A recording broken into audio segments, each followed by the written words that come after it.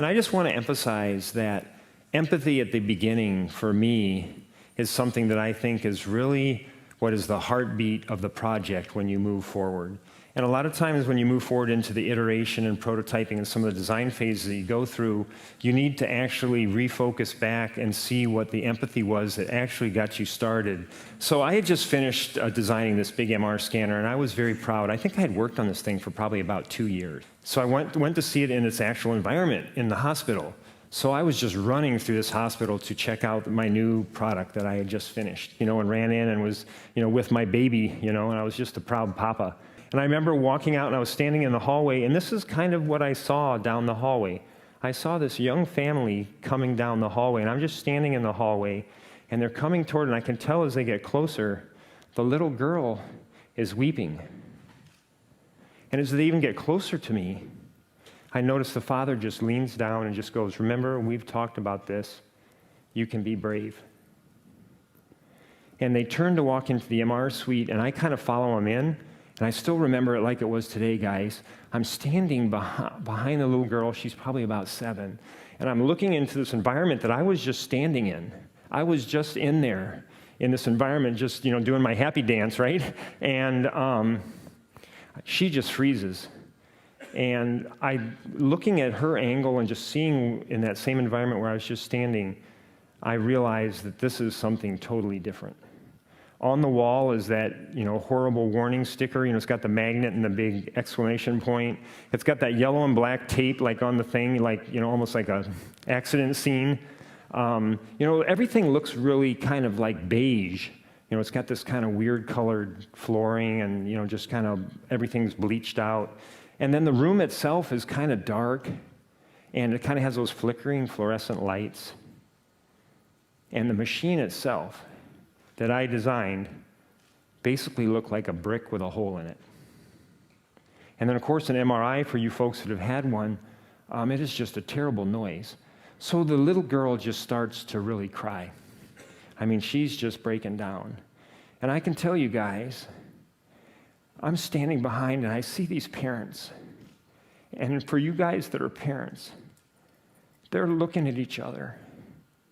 And they don't have to say a word, because they don't know how they're going to get their child through this. So that was a huge awakening for me. So the challenge that we have here is you've got that little guy, and he needs to go through a scan in that. I spent some time with this one father, and I remember they had to sedate his son, and in this modality, nuclear medicine, they have to sedate the children about 80% of the time so they can scan them. And he was carrying his little boy out to the parking lot because he had had sedation, and I'm walking out with him just to thank him, and all of a sudden he just stops. And he's got this kind of weird look on his face, and I'm like, "What's up?" And he goes, "I forgot where I parked my car." Why do you think he forgot where he parked his car? Absolutely. I mean, it's just, and my hypothesis and some of the ideas I even had at the beginning, things like they would be worried about, are they going to diagnose what's wrong with their child? Is insurance going to pay for this? Is my boss going to get mad because I had to take off work again?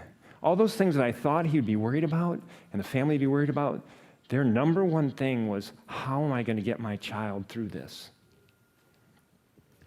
So this is where we started, and I just thought I'd throw this in. It's kind of a cool picture. This is our first brainstorming session at a local daycare. That's kind of cool. And you guys probably notice here some of my very young designers, even younger than some of the high school kids that came up here. I went to the source. And what was really neat about this one, I remember this little boy in the white there.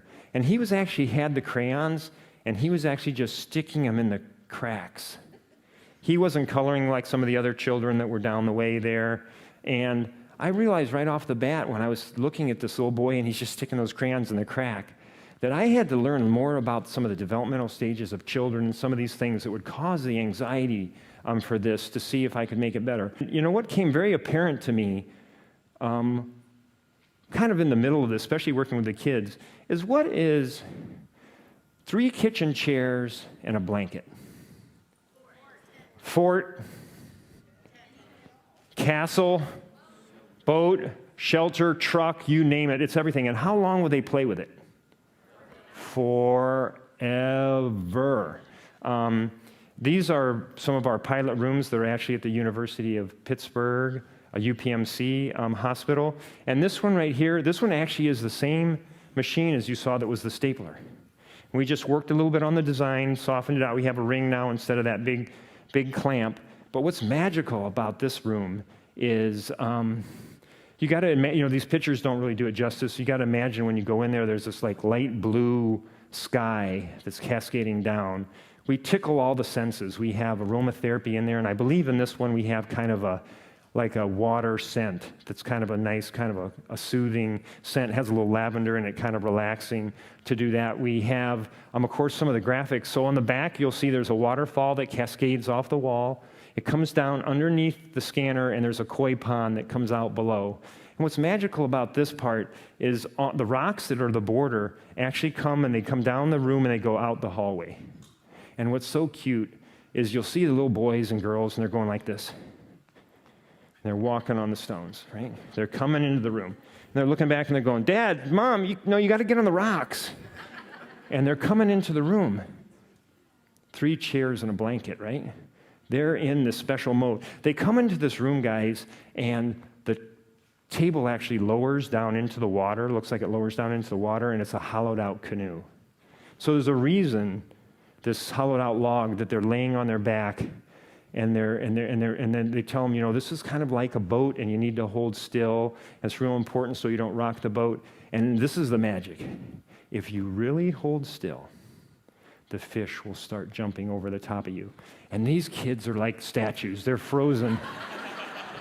And of course, our detectors there slowly start to go around these kids, and they just love it. And for a modality like this, where they sedate them maybe 80% of the time, I think this machine's been in for a couple of years now, or about a little over a year, and they've sedated like 2 kids.